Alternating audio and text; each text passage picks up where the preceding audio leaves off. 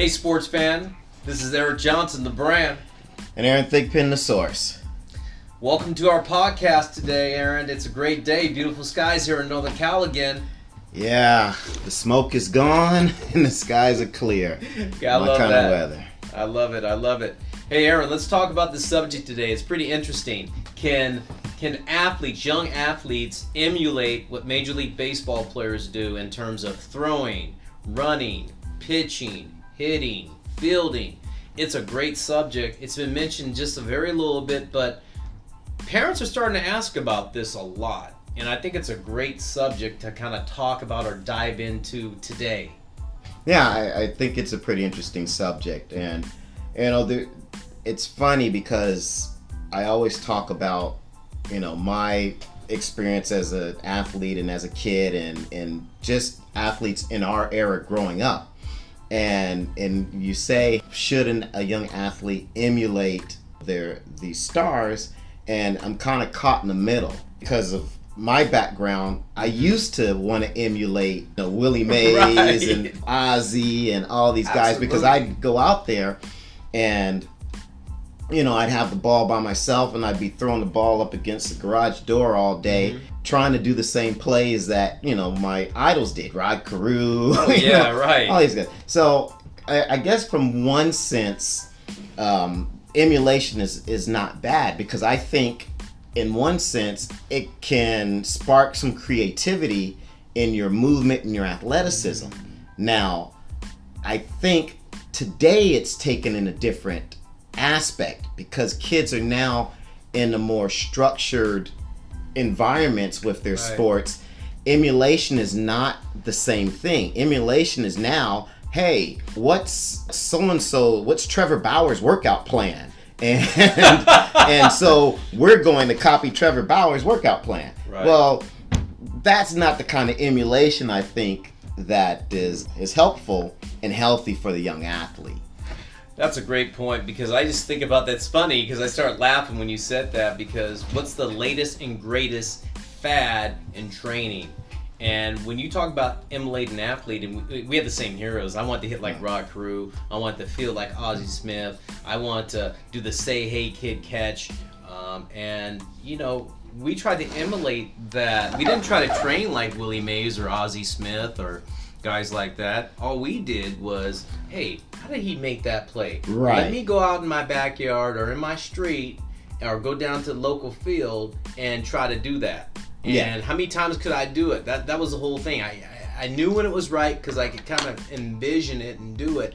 I think our imaginations and creativity of trying to get in those positions, that's what made it interesting. That's Yes. what made it fun. And that's what made us better athletes, because it broadened the repertoire of movements and skills that we were willing to acquire and allowed ourselves to do. Everything right now is so sanitized. Hey, you've got to approach the ball this way. You've got to field the ball this way. And it's done in such a structured way. I mean, we're manufacturing robots, you know, in a sense. Right. And you can see some of these young athletes who've gotten instruction from a very early age. They don't have that Fluidity. exactly. They're not fluid. They're not athletic. They don't improvise with their movements. And to be honest, the only athletes I see really being able to do that now are the Latin athletes. One, Right. because those kids are still growing up playing street ball and probably still emulating their idols, and they don't have the access to the plethora of information that our athletes have, Right. i.e. the internet and clinics and Cell showcases phones and all that stuff. yeah, all that they pull from, and they don't necessarily apply to an athlete at the age of 10 or at the age of 12 or at the age of 8. Right. You know, it's interesting you said that, because I look at, you know, things that we grew up having. Basically, it was like, okay, every Saturday the game of the week came on and you look forward to it. It was on NBC, and you were looking at how did he make that play, or if we had the, you know, funds and resources, we go to the Oakland Coliseum. That was the closest spot for me when I was in Fremont. Get on BART, go down there, and you could get into the ballpark early and watch guys take batting practice, infield. You see guys throw bullpens on the side. You see guys run. And to me, that was the best part of the game. When I would go out and practice after that, being there that evening or day, whenever I could go, I try to throw or how they would hit and how the ball would come off their bat and try to get my body to do that and use my God-given ability to, like emulate what they do. Right. And I think that's the key. I think kids lose that today. Yeah. Because it's interesting. Everything is so restricted. Right. Even before COVID, things are restricted in like you can't go do that or you can go do that or everything, like you said, structured to where players aren't allowed to fail. Right. Without any type of penalty in their mind, because that's what's been created. Right. And that's been created by the parents, and I think given an option or a choice, I think a lot of kids would like to go out and do things their way for a while too. And maybe that's something that coaches should do is let the kids on a practice have 15 minutes of, hey, pick today's game, 3 flies up, pickle, at those younger ages. So maybe that it's done, yes, in a structured environment, but they're allowed that latitude to be able to discover some other things about themselves athletically. Because I think the structures is killing the athleticism out of a lot of our kids. And it's interesting you say that. As I go to practice with our guys 6 days a week now, I'm trying to bring back this athleticism, flair, style that they can have. Right. There are certain points that need to be fundamental, and then there's other points that need to be, athleticized. There's no such thing as a word, but athleticism needs to come out in that player at that moment. Right. And you have to create that as a coach, as a trainer with your athletes so they can get better.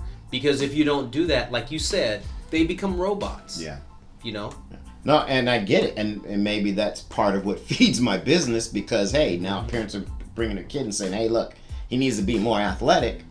But I think a lot of that happens too on their own, and just being by themselves, discovering what their body can do and what it can't do, and pushing those limits without any outside influences and boundaries. Another thing that really in my field that hurts athletes is everyone's looking for the formula to be great. Right. And so if I get the Trevor Bauer formula, then I'm going to have the same success that he does, or I'm going to be on the same path. And that's not necessarily the case. We've talked about this before in other podcasts. Everyone's path to their greatness is going to be different. And there's some common things that you're going to have to be able to do that you see across the board, but a lot of them have to do with the mental side of the game and your approach to how you handle yourself and manage yourself as an athlete, not necessarily the mechanics of, okay, I got to squat 500 pounds, I got to bench press, 200 pounds. That's not necessarily going to be the road to everyone's success. It's funny, I had a former player come to me and says, I hit my best in clean and jerks and stuff like that, and I squatted this much, and I said, okay, so how does that translate on the field for you?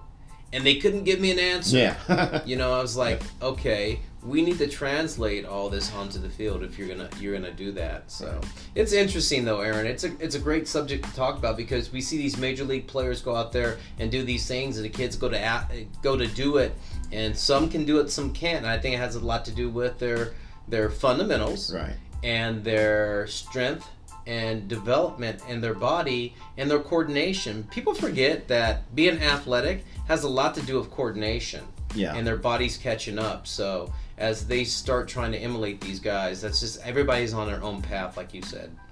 All right, Aaron, that wraps up what we're talking here. I can't wait to get started in our program in Hardball Athletics as we start and move through this process. Please follow us on Hardball Athletics on Twitter, Hardball Athletics on Instagram, and hit our Facebook page. And Aaron, looking forward to it. Again, this is Eric Johnson, the brand. And Coach Aaron Thigpen, the source. See ya.